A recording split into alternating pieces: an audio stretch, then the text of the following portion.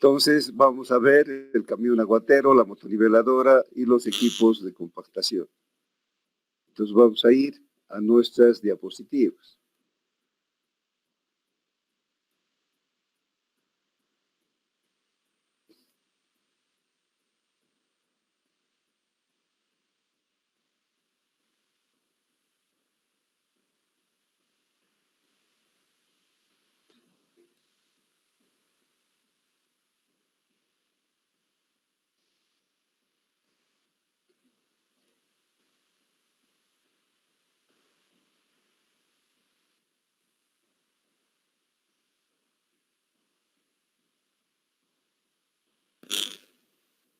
Entonces, primero vamos a ver algunos conceptos sobre la compactación. ¿Qué es compactar? Parece que la compactación fuera una acción solamente mecánica, donde hay una máquina que va a ir y venir sobre una capa de suelo hasta encontrar una determinada densidad. Pero creo que compactar es mucho más que eso, porque la compactación ha de determinar el comportamiento que va a tener una vía urbana, una carretera, etcétera. Porque si las capas de abajo no han sido compactadas, el pavimento va a fallar. Entonces, es realmente una actividad muy importante. Entonces, lo que decimos que es que compactar es eliminar los vacíos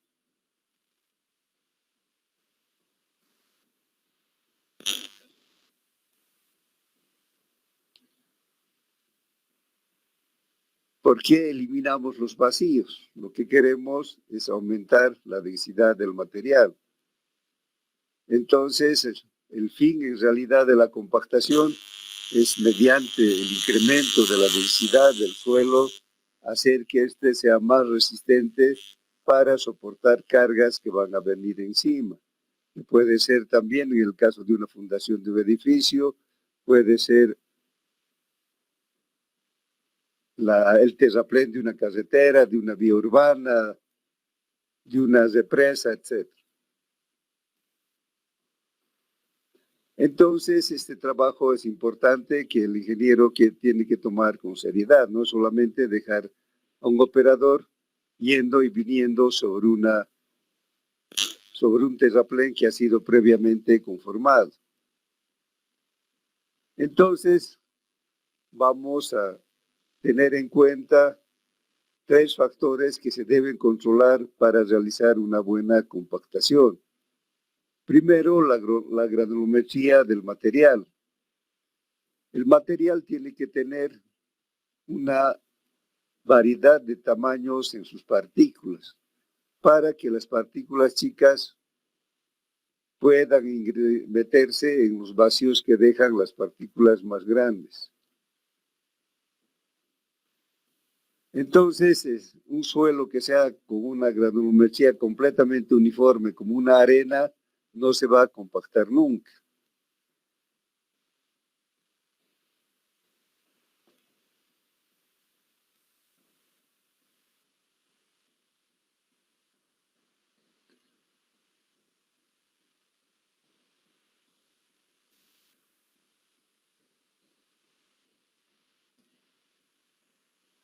Entonces, decíamos, la variedad de tamaños en las partículas. Luego tenemos que tenemos que controlar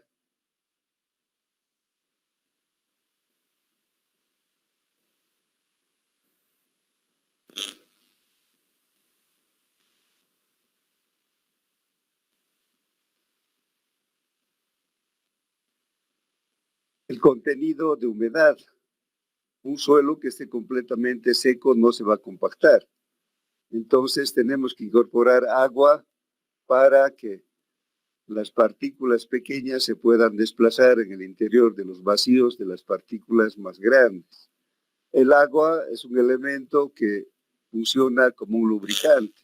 Entonces el lubricante va a hacer que las partículas del suelo se puedan desplazar con facilidad unas dentro de otras. Entonces, un suelo que esté seco no se va a poder compactar. Pero también, si tenemos un suelo que tenga mucha agua, tampoco se va a compactar porque se va a volver un colchón. Entonces, tiene que haber una humedad adecuada para que se pueda realizar la compactación. La cantidad de agua se determina en un laboratorio a través del ensayo de compactación, donde se determina la densidad máxima que puede alcanzar un suelo y además el contenido óptimo de humedad. Entonces, este dato nos sirve para indicarle al chofer del camión aguatero la cantidad de agua que debe dejar en cada sector. Y luego, el tercer factor es controlar el esfuerzo de compactación. Tenemos que tener las máquinas adecuadas para cada tipo de suelo. Entonces, vamos a ver que hay varios tipos de compactadores. Tenemos compactadores por peso estático o compresión. Estas máquinas lo que hacen es, a través de su peso, que va a ser un peso alto, pueden compactar, repasando el material. Entonces, en este caso, estas máquinas van a compactar solamente utilizando su peso. Lógicamente, esta actividad se va a realizar o va a ser eficiente solamente en capas de espesor muy delgado. Actualmente su uso es muy limitado, principalmente en el afinado de capas de terraplén, en las canchas de tenis para mantenerlas afinadas, pero en general en obras grandes de movimiento de tierras no se utiliza. Después tenemos otro tipo de esfuerzo de compactación, que es la acción de amasado o de manipulación. Y este tipo de compactación van a proveer los compactadores pata de cabra. El pata de cabra no es nada más que un rodillo de acero que está provisto de pisones que simulan las patas de una cabra. Entonces, estos pisones van a ingresar o van a introducirse en el terreno y van a realizar una mezcla y a través de la mezcla o amasado van a realizar la compactación de esa capa. Estos equipos van a ser eficientes en una profundidad que es igual al tamaño o a la altura que tiene el pisón del rodillo liso. Después tenemos los equipos pequeños de percusión o impacto. Estos son los que comúnmente se llaman saltarines o canguros. Entonces, estos se utilizan en obras muy pequeñas, principalmente en la instalación de servicios, ya sean instalaciones eléctricas, de agua potable, de gas, etc. Entonces, solo sirven para poder compactar espacios cerrados de muy poco ancho. Los van a ser eficientes en espesores de 10 centímetros. Los vemos frecuentemente en las calles, cuando CEMAPA o ELFEG o la empresa de gas están haciendo instalaciones. Finalmente tenemos los equipos que consiguen la compactación por vibración o sacudimiento. Entonces ahí en las fotografías de la diapositiva vemos los compactadores de peso estático. Vemos es una máquina que tiene dos rodillos. Estos rodillos son vacíos, son huecos. Entonces, cuando se va a iniciar un trabajo de compactación, lo que se hace es llenar de arena. Se llena completamente con el fin de que aumente su peso. Pues como es vacío, cuando no está lleno de un material, su peso ha de ser bastante menor. Nos decíamos que su eficiencia de compactación ha de ser muy superficial, cuando más a 10 centímetros. Los patas de cabra tienen los pisones y se van a utilizar principalmente en materiales arcillosos, cohesivos. Entonces, los pisones tienen la virtud de poder romper la cohesividad de las arcillas y poder compactar. También hay compactadores pata de cabra de alta velocidad. En este caso no son rodillos con pisones, sino son ruedas son ruedas dentadas que van a hacer el mismo trabajo. Entonces estos equipos de alta velocidad tienen 2 ejes y por tanto 4 ruedas dentadas. Pueden realizar el trabajo de compactación con mayor rapidez.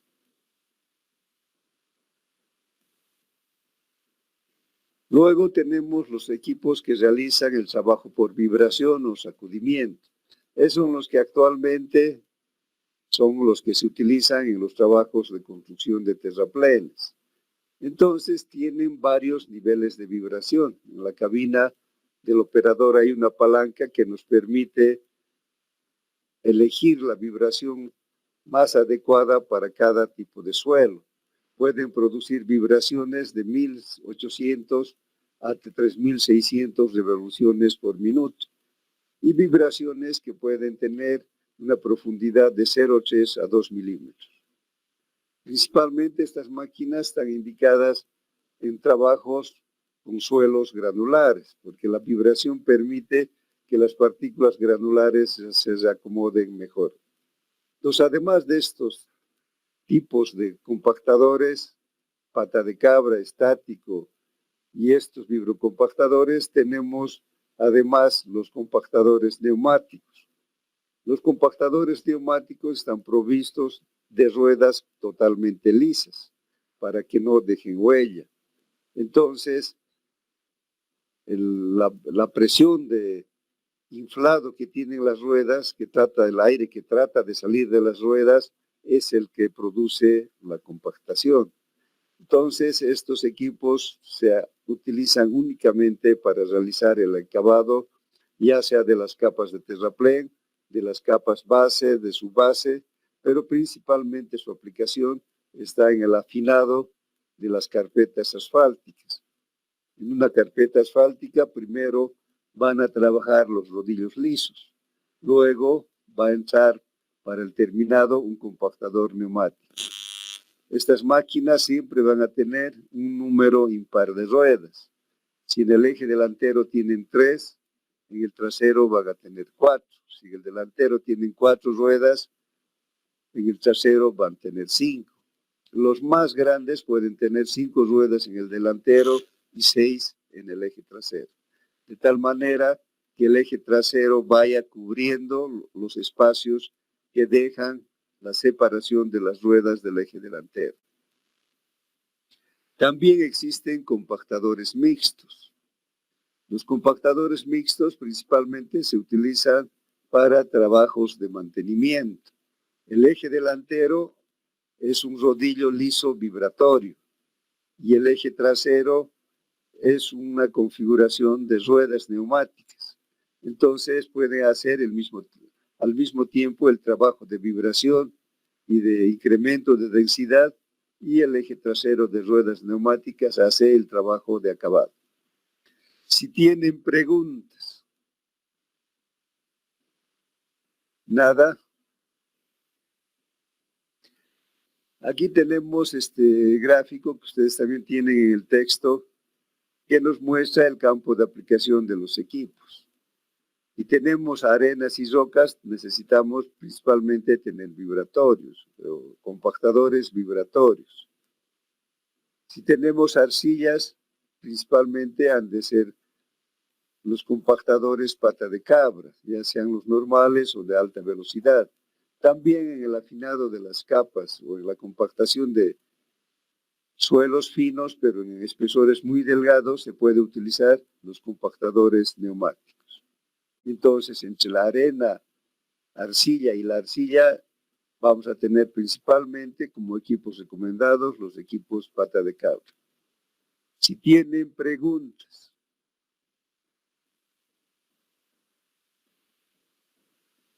Aquí en la parte inferior de la diapositiva tenemos una recomendación importante.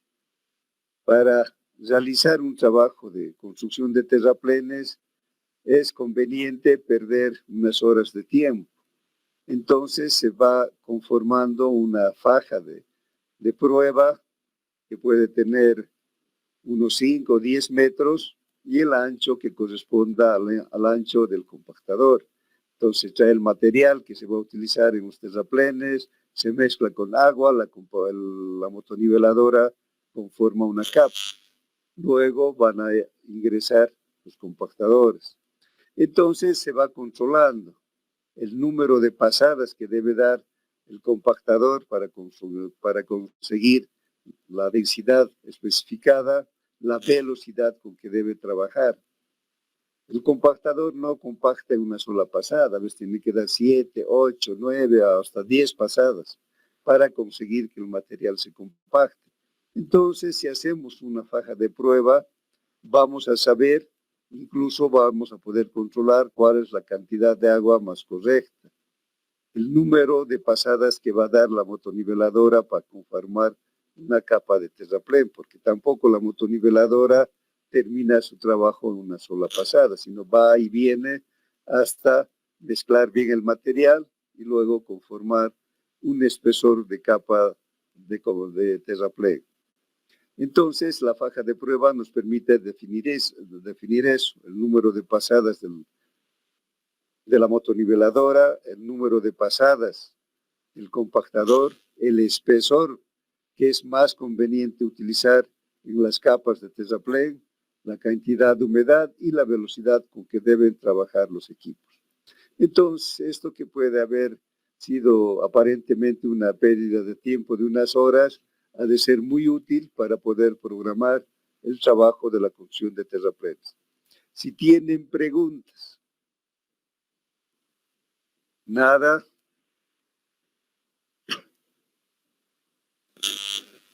Entonces aquí vemos en estas diapositivas la secuencia que se sigue para la construcción de terraplenes. Entonces el material que se está produciendo en el sector de excavación del movimiento de tierras va a ser llevado a los lugares donde están los terraplenes. Entonces va a ir hacia los terraplenes. Una vez que llegue el material, la motoniveladora lo va a esparcir para que el camión aguatero pueda regar. Nos va a ir regando el camión aguatero y la motoniveladora va a ir mezclando el material hasta conformar una capa de espesor uniforme. Entonces aquí vemos en la fotografía de la derecha el trabajo de la motoniveladora que está realizando el trabajo de la mezcla del material con el agua. Una vez que se ha terminado de mezclar y conformar la capa de compactación en el espesor indicado, va a entrar el equipo de compactación, va a dar las pasadas que se han definido en el tramo de prueba y luego de haber dado el número de pasadas se va a retirar y va a entrar el inspector de la obra. El inspector de la obra va a verificar si la densidad que se ha conseguido es la que está especificada. En la construcción de carreteras, en las capas debajo del pavimento, la densidad máxima, la densidad mínima que se debe conseguir es el 95% de la densidad máxima obtenida en laboratorio. O sea, el control de calidad de los terraplenes empieza en el laboratorio, donde definimos el contenido óptimo de humedad y definimos la densidad máxima. Entonces, en sitio, en la obra, tenemos que conseguir, primero, trabajar con una humedad que no puede ser mayor ni menor del 1,5% de la humedad óptima del laboratorio. Si nuestra humedad óptima es 7%, no puede ser menos de 5,5, ni puede ser más de 8,5. Entonces, ese control va a hacer el inspector. Lo que va a hacer es sacar una muestra y lo va a secar en una cocinilla. La diferencia de pesos entre el material húmedo y el seco nos da el contenido de agua. En este caso está haciendo un control de densidad mediante el frasco de arena. Entonces, con el frasco de arena se puede determinar la densidad en sitio que tiene la capa de compactación. Y este valor se compara con la densidad máxima del laboratorio. Entonces, la especificación nos dice que no puede ser menos del 95%. Si está bien la humedad y se ha pasado el nivel de compactación consiguiendo una densidad mayor o igual al 95%, se aprueba. Y si no, el inspector va a rechazar. Rechazar significa que tiene que volver a entrar la motoniveladora, lo va a escarificar, lo va a abrir luego va a venir el camión abatero, va a volver a regar, la motoniveladora lo va a volver a perfilar y va a volver a entrar el equipo de compactación. Y se va a repetir la verificación en sitio del trabajo que se ha realizado en la capa de compactación. Si tienen preguntas, nada. La productividad de los equipos de compactación es muy fácil. Este es el único caso en que vamos a utilizar la velocidad en metros por hora.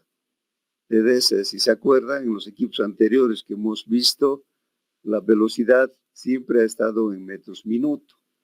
Aquí, en el caso de los compactadores, va a venir en metros por hora.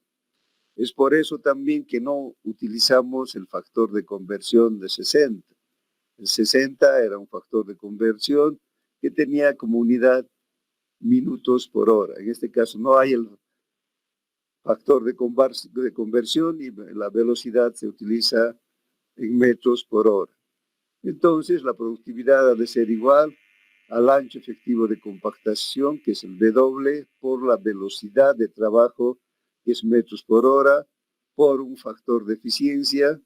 En este caso vamos a utilizar 0,83, como en el caso de las volquetas, debido a que el manejo de un equipo de compactación es muy sencillo. Entonces el operador lo único que hace es poner marcha adelante, poner el nivel de vibración y llegar hasta el final del sector de compactación y luego regresar. Entonces el trabajo de manejo es muy fácil. Por eso también podemos utilizar 0,83, o sea, el factor de operador, la habilidad del operador, marcamos con 1 y solamente consideramos el aprovechamiento de tiempo, 50 minutos por hora. Entonces,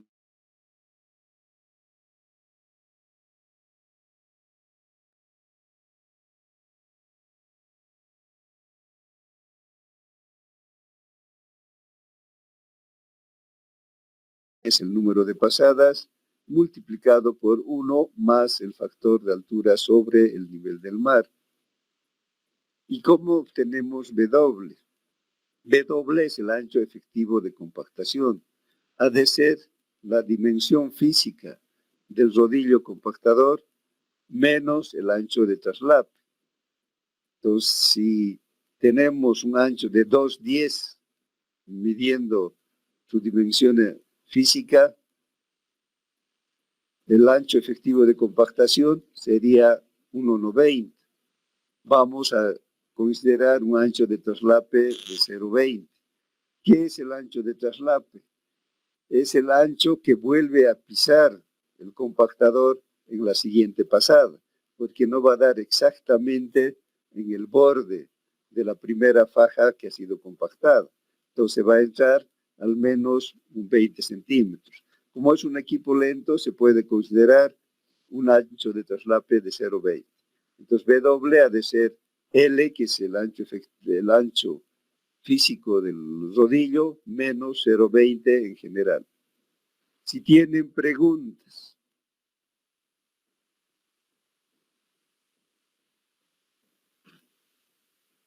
Aquí tenemos algunas velocidades referenciales para los equipos de compactación. Para el compactador neumático podemos utilizar de 2 a 4 kilómetros por hora. Para el rodillo vibratorio, liso o pata de cabra, de 2 a 3 kilómetros por hora.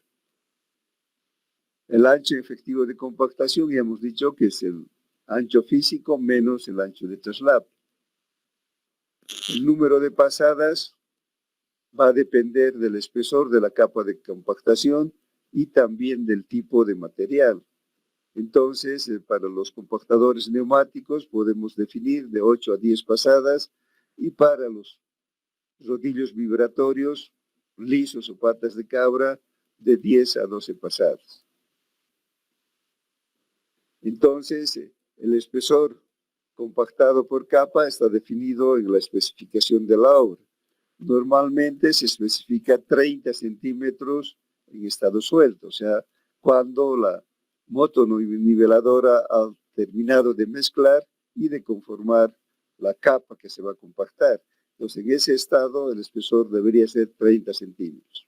Lógicamente que con el trabajo de los equipos de compactación, el espesor se va a reducir, porque al compactar estamos eliminando los vacíos, por lo tanto disminuye el volumen.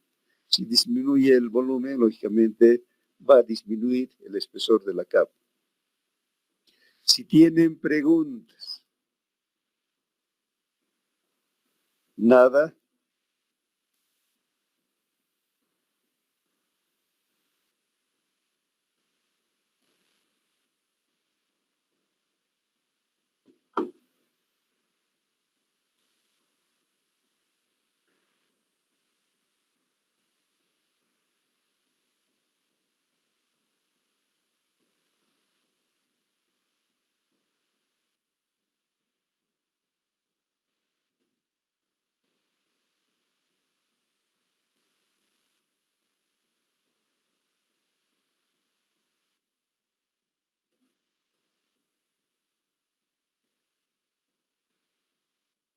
Entonces, el otro equipo que se utiliza en la construcción de terraplenes son los camiones aguateros.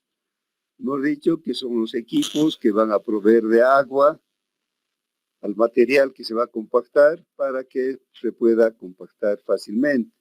Hemos dicho que el agua tiene un efecto de lubricante porque facilita el desplazamiento de las partículas pequeñas en los vacíos que dejan las partículas grandes.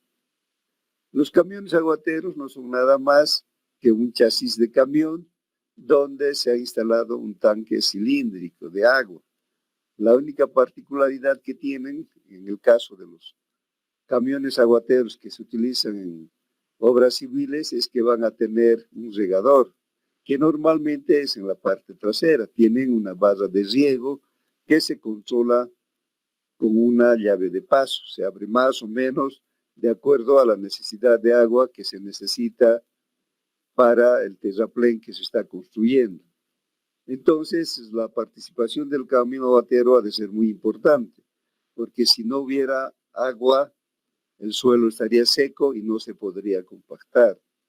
En algunos casos, incluso cuando se quiere una mayor penetración, van a tener una bomba de agua de expulsión, o sea, para que el agua salga a una mayor presión.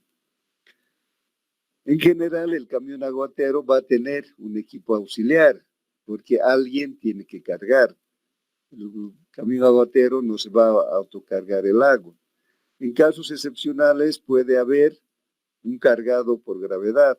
Eso significa que nuestro conducto de agua está en altura y que de ahí se puede poner una cañería o un tubo de plástico que vaya directamente a la entrada de agua de la parte superior del tanque del camión aguatero.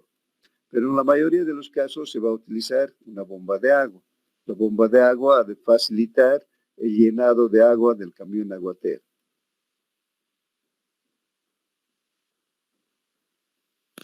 Aquí es importante tener en cuenta que el primer tiempo del ciclo de trabajo del camión aguatero ha de ser el tiempo de carga. Entonces esto ha de depender del caudal que va a tener la salida del agua, o sea, el rendimiento de la bomba, si estamos trabajando con una bomba de agua que viene por litros por minuto.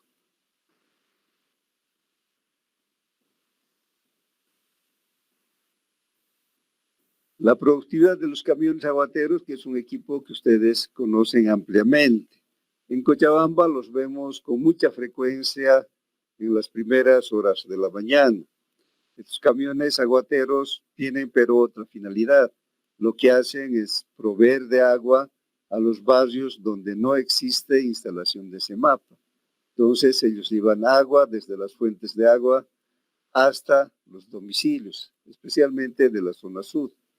Entonces ahí los vecinos les compran el agua, ya sea vaciando el contenido del camión aguatero a sus tanques que tienen en su domicilio, en algunos casos incluso compran por turriles. Entonces este es otro tipo de servicio. Entonces los camiones aguateros que hacen este trabajo no van a tener su barra de riego porque no es necesario. Entonces la productividad de los camiones aguateros ha de ser igual AC, que es la capacidad del tanque en litros, multiplicado por 60, que es un factor de conversión, dividido entre la duración del ciclo del camión aguatero en minutos. Entonces, un trabajo importante en el cálculo de productividad es la definición de la duración del ciclo de trabajo. Entonces, el primer tiempo hemos dicho que va a ser el tiempo de carga o de llenado. Ha de ser el tiempo que se va a utilizar para que se llene de agua el tanque del camión aguatero. Si utilizamos una bomba, ha de ser igual a la capacidad del tanque entre el rendimiento de la bomba. Como referencia tenemos que una bomba de 2 pulgadas tiene un rendimiento de 215 litros por minuto. Una bomba de 3 pulgadas, 480 litros por minuto. Una bomba de 4 pulgadas puede llegar incluso hasta 850 litros por minuto. Entonces, este tiempo no depende del camión aguatero, sino de la bomba de agua. Si estamos cargando por gravedad, ha de ser lo mismo. En vez de rendimiento, vamos a tener un caudal de la fuente de agua que está, el agua que está ingresando al camión aguatero desde la fuente de agua a través de una cañería. El segundo tiempo, después de que se ha llenado el camión aguatero, ha de ser el tiempo de acarreo, que es el tiempo que va a demorar el camión aguatero en ir desde la fuente de agua hasta el lugar donde se encuentra el terraplén. Entonces ha de ser la distancia sobre la velocidad con carga. Luego va a haber un tiempo de vaciado o un tiempo de descarga. Va a llegar al sitio y el camión aguatero a muy baja velocidad va a empezar a regar. Entonces ese trabajo de riego puede ser hasta que se vacíe completamente o si el terraplén es chico solamente la cantidad necesaria. Entonces el tiempo de descarga también ha de depender del caudal de salida, de la abertura que le demos al agua que sale o a la barra de riego para que el agua sea llevada hasta el suelo que se está compactando. Entonces ha de ser igual también al volumen que tiene el tanque del camión aguatero entre el caudal de vaciado. El caudal de vaciado podemos considerar entre valores de 400 litros por minuto a 600 litros por minuto. Como promedio podríamos utilizar 500. Luego de haber regado, el camión aguatero ha de volver otra vez a la fuente de agua. Entonces vamos a tener un tiempo de retorno, que también ha de ser la distancia entre la fuente de agua y el terraplén, dividido en este caso entre la velocidad de retorno, que se refiere a la velocidad que desarrolla el camión aguatero cuando está vacío.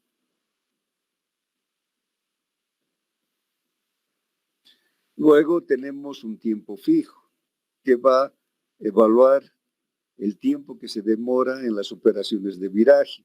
Cuando llega a la fuente de agua hay unas operaciones de viraje para acomodarse en una posición correcta para que se pueda empalmar la manguera y puede empezar a trabajar la bomba. Y cuando llega al terraplén, lo mismo, va a tener un viraje de 180 grados. Entonces, en condiciones promedio, podemos adoptar un valor para el tiempo fijo de 1,25 de minuto.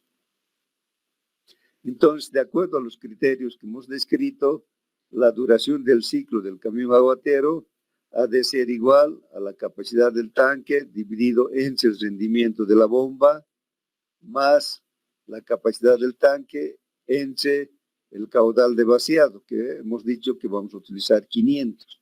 Entonces, aquí en la fórmula ya está directamente sobre 500, más la distancia entre la fuente de agua y el terraplén sobre la velocidad de carga, más la misma distancia sobre la velocidad de retorno, más 1,25, que es el tiempo fijo.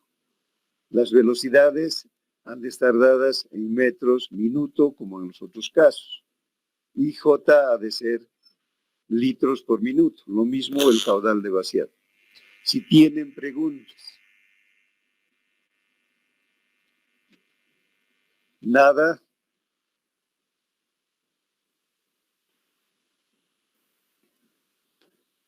¿Todo está claro?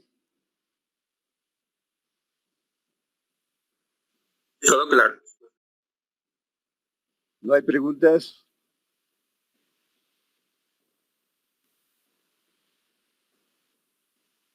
A nosotros la productividad no nos interesa, tal como hemos visto en la expresión anterior, nos va a dar litros por hora.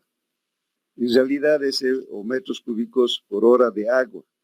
En realidad esa productividad no nos interesa. Lo que nos interesa es la cantidad de material que puede hidratar un metro cúbico de agua o el contenido que tiene el camión aguatero. Entonces vamos a introducir el valor I en el denominador, que es la tasa de riego, o sea, es la cantidad de agua que debemos incorporar al terraplén por cada metro cúbico de suelo, de tierra. Entonces, con eso, nuestra expresión ha de ser metros cúbicos hidratados por hora, la cantidad de material que se puede hidratar con el camión aguatero en una hora de trabajo. Entonces, este valor I, que hemos dicho que ha de ser el agua que se requiere por cada metro cúbico de suelo, se define de acuerdo al ensayo de compactación, de acuerdo a la humedad óptima. La humedad óptima nos va a dar la cantidad de agua que requiere cada tipo de suelo. Y eso vamos a multiplicar por la duración del ciclo.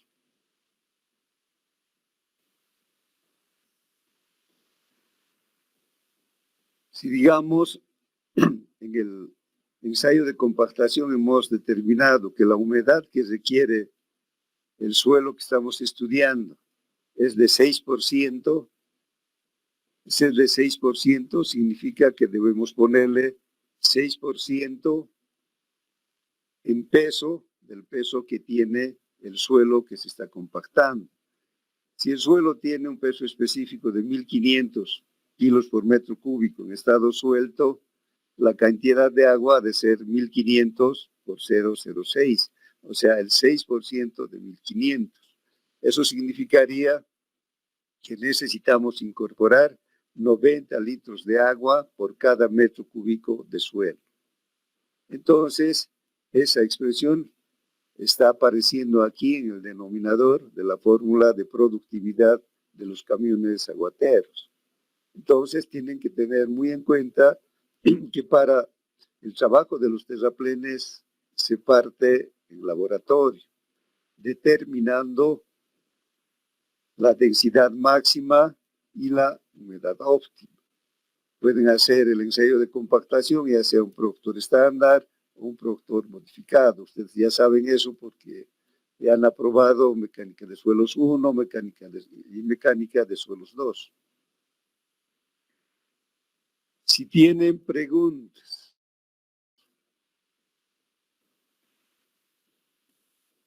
Entonces, los factores que van a influir en la productividad de los camiones aguateros ha de ser la resistencia a la rodadura, o sea, la dificultad que ofrece el terreno al movimiento de los neumáticos.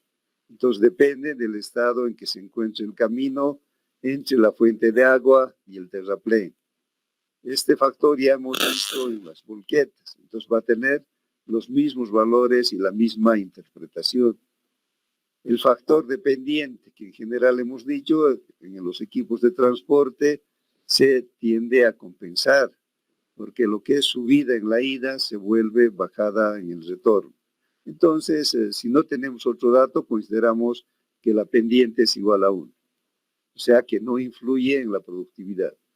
Y E ha de ser el factor de eficiencia del trabajo, que como en el caso de las volquetas y de los equipos de compactación, ha de ser solamente el aprovechamiento del tiempo, o sea, 50 minutos por cada hora transcurrida, lo cual nos da 0,83, dividido entre la tasa de riego, que hemos dicho es un factor que definimos en laboratorio, es la cantidad de agua que debemos incorporar a cada metro cúbico de suelo, multiplicado por la duración del ciclo del camión aguatero, que ya hemos visto en detalle, multiplicado por 1 más el factor de altura.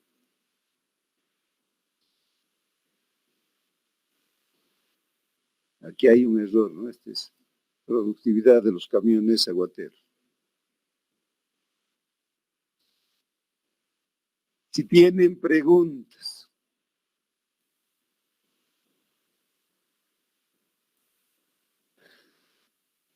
Lamentablemente, aquí desde mi oficina de laboratorio de pavimentos no tenemos muchos medios para poder hacer ejercicio. No puedo entrar, por ejemplo, a la pizarra. Entonces, el día de mañana vamos a hacer ejercicios.